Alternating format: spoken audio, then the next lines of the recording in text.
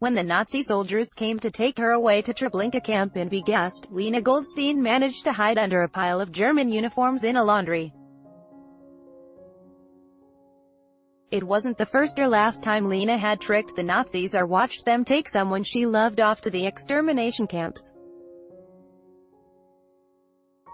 But the day remains seared in her mind, and as she tells her story today, having just celebrated her 100th birthday in Sydney, it is with a freshness and an urgency to ensure the atrocities are not forgotten. In the early 1940s in the Warsaw Ghetto, Lena, then known as Lena Midler, was in her early 20s, and her family had been uprooted by the rise of Hitler. Lena's mother and banker father had been forced to run a laundry for the German war machine, washing soldiers' uniforms. Lena had been illegally in the ghetto and secretly helping her parents who earned no money, just one bowl of cabbage soup apiece every 24 hours. Lena remembers the soldiers' sinister arrival in the ghetto for the mass deportations they called actions were always on a Jewish holiday. On this occasion, Lena and an old Jewish man, who was also illegally in the ghetto, hid under the uniforms. The Nazis rounded up a group of Jews and split them into two groups. Lena's parents, Usher and Gitla Midler, were ordered into different groups. My mother was sent to the left, my father on the right, Lena says. My mother was taken away, she was gone. I took over my mother's job. Lena's parents had been caring for the old Jewish man they hid, her father dividing their meager rations of 2 bowls of soup, if you were lucky, a cabbage leaf, if you were extremely lucky, a piece of potato, into 3 portions. But on the next action, on the eve of Passover, the Nazis came again, and her father was sent to the left and Lena to the right.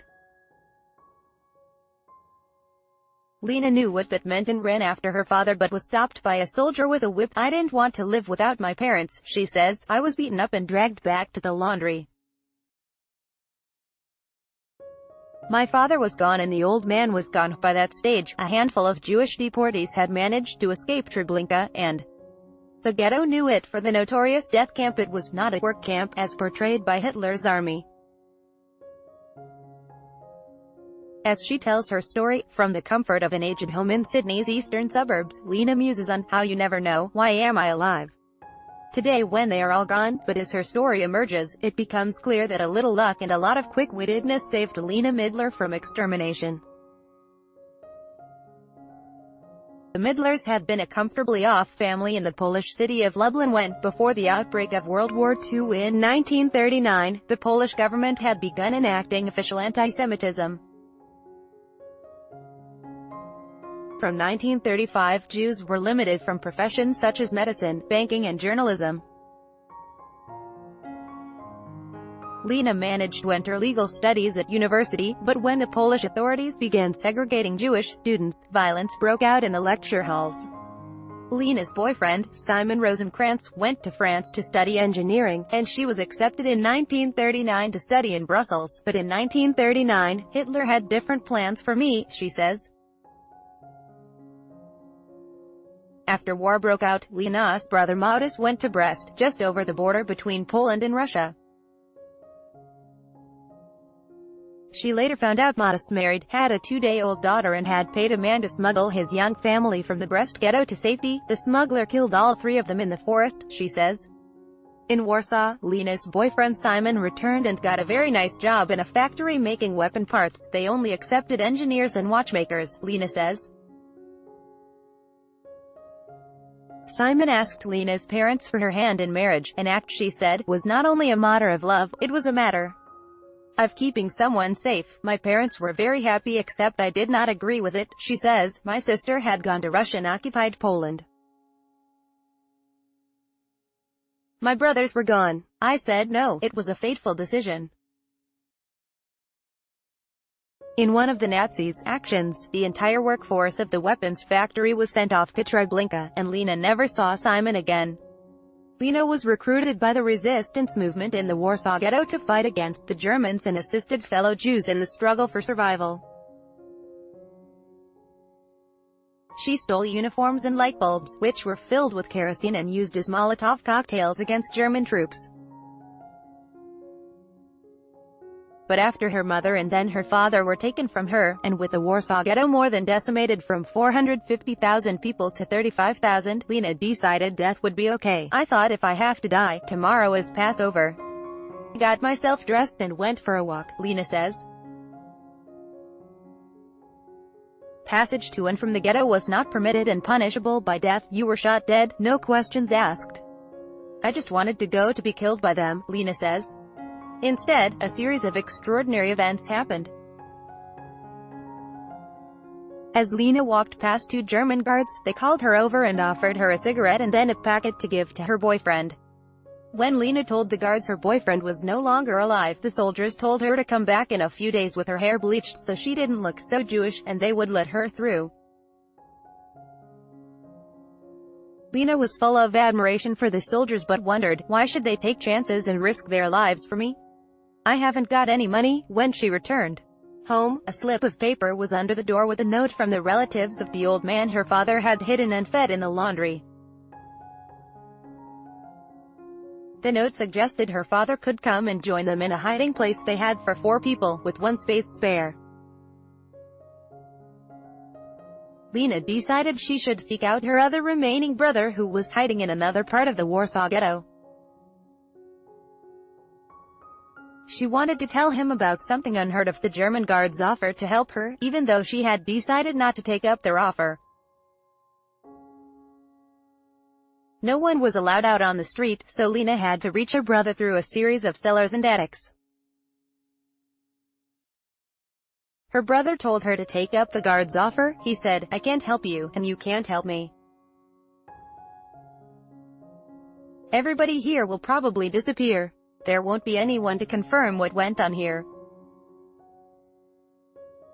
We are needed as eyewitnesses, Lena says. He convinced me that was what I can do for all the people who perish. I came back and waited for the day for me to cross to the Aryan side and join the old Jewish man's family. For the next 18 months, Lena and 3 others lived in a tiny bathroom, hiding in one of Warsaw's richest suburbs. A non-Jewish caretaker of an apartment building allowed them to hide as they paid him with money and cash one of them had found abandoned in a ruined building. When the Germans came periodically to inspect the building, the caretaker would press a buzzer that sounded in the bathroom and the 4 would have to hide in an even smaller cupboard with a false door. One of Lena's bathroom companions was taken to Treblinka after his wife and daughter had already been taken there and gassed. He escaped but suffered nightmares when he slept. Lena and the 2 others had to pull him awake with a string around his wrist to prevent the sound of his screaming from alerting residents of the apartment building. Their tenure in the bathroom came to an end with the Warsaw Uprising from July 31, 1944, led by the Polish resistance to take advantage of the German retreat as the Russian army advanced. Lena and her bathroom cohorts had some luck. They met a Polish peasant who showed them a bunker, a hole in the earth the size of a small dining room for 9 of them to share. Lena's diary from the time records the men built a mezzanine for 5 people to sleep on hay beds, and Lena and her companion slept on old car seats downstairs. 2 bricks formed a stove, and a hole with a bucket was the toilet. There was not room to walk. We were confined to sitting or lying, Lena says. The Polish uprising was meant to last a few days, with the Soviet army bolstering the Polish forces, but they did not arrive. The Polish resistance was forced into an intense 2 months of street fighting with the Germans who defeated them and then razed Warsaw in reprisal. Initial jubilation gave way to food shortages and starvation. Lena and her bunker mates, like many in the city, lived on barley from Warsaw's abandoned breweries. In the bunker, conditions became unbearable. We were not allowed to wash. We didn't even have a curtain, Lena says. We were all trying not to go to the toilet. As a result, most of us got hemorrhoids. The situation was very bad.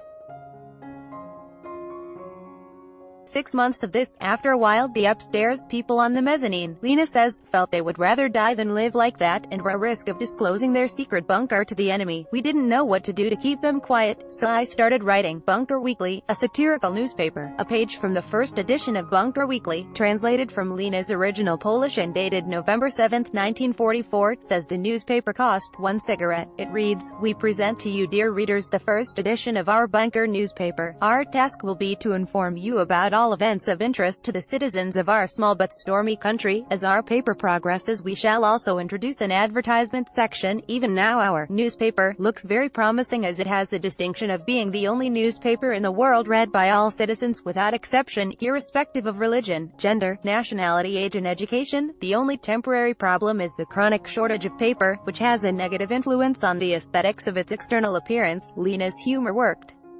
Even in the straitened circumstance of the bunker, with the resistance and the Germans warring outside, peace returned. Instead of them being angry, when I read it, they were laughing and they stopped threatening us, Lena says. The end of World War II was still 9 months away, but Warsaw was almost completely destroyed by the time the Germans were forced to flee in January 1945. The destruction of the Polish capital had been an edict of Hitler's since before the war. Almost 10,500 buildings, including churches, schools and libraries, and the personal possessions of 1 million inhabitants had been destroyed, not to mention the lives lost in the Holocaust.